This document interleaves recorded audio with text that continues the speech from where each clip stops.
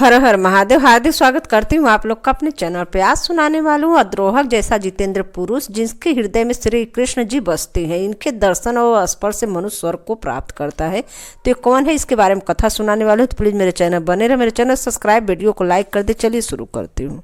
पूर्व काल में एक राजकुमार थे जिनकी पत्नी रूप और गुण और शील से कामदेव की पत्नी की रीति इंद्र की पत्नी सच्ची के समान मन मोहित तो करने वाली थी। उनका नाम भी सुंदरी था। राजकुमार अपनी पत्नी से अत्यधिक प्रेम करते थे।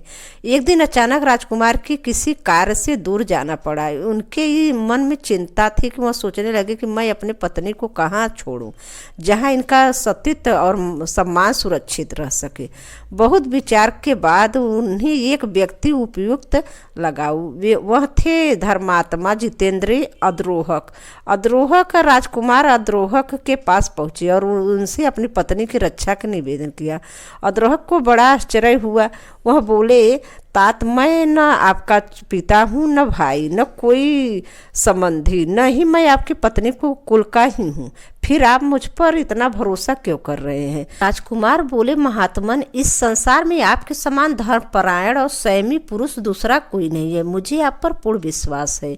और अद्रोहक ने विनम्रता से कहा, मैं ऐसी सुंदरी की रक्षा करना सरल नहीं है। नगर में अनेक कामी पुरुष हैं। यहाँ किसी स्त्री के सतीत्व की रक्षा करना बेहद कठिन है। राजकुमार ने कहा, मैं सोच विचार कर ही आपके पास आया हूँ। जैसे भी हो आप ही इनकी रक्षा करें। फिर अद्रोहक ने अपनी पत्नी को उनके पास छोड़ने के लिए तैयार हो गया। और अद्रोहक ने कहा, यदि आप मेरे घर पर रहेंगे तो इन्हें मेरी पत्नी के साथ मेरे शैया पर ही सोना पड़ेगा ताकि कोई संदेह न कर सके।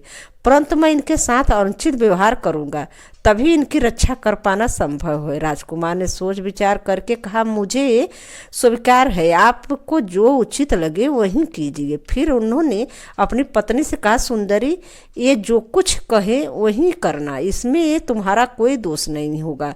यह कहकर राजकुमार चले गए। अद्रोहक प्रतिदिन अपनी पत्नी और सुंदरी के बीच में सोते थे, परंतु उनका मन विचलित नहीं हुआ। सुंदरी को वह माता के समान मानते थे, सुंदरी भी अद्रोहक को पिता के समान मानती थी।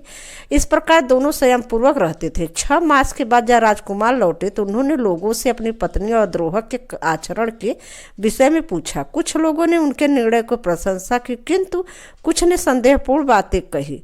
अद्रोहक ने लोगों की बातें सुनी। उन्हें उन्हें यह सोचकर दुख हुआ कि धर्म पूर्वक आचरण करने पर भी लोग उनके चरित्र की कलंकित कर रहे हैं।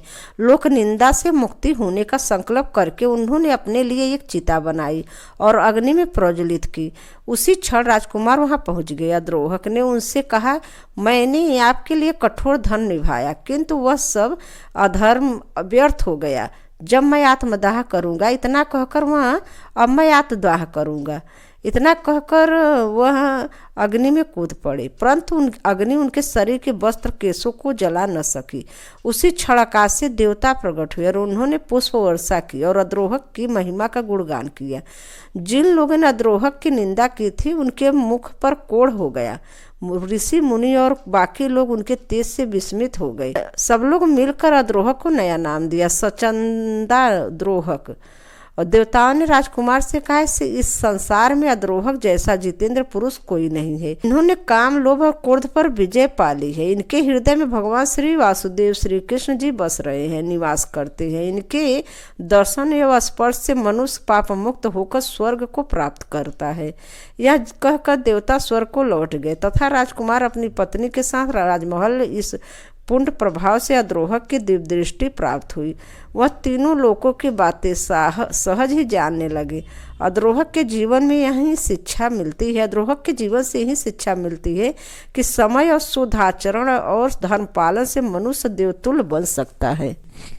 कथा यहीं पर समाप्त होती है। हर हर महादेव। धन्यवाद।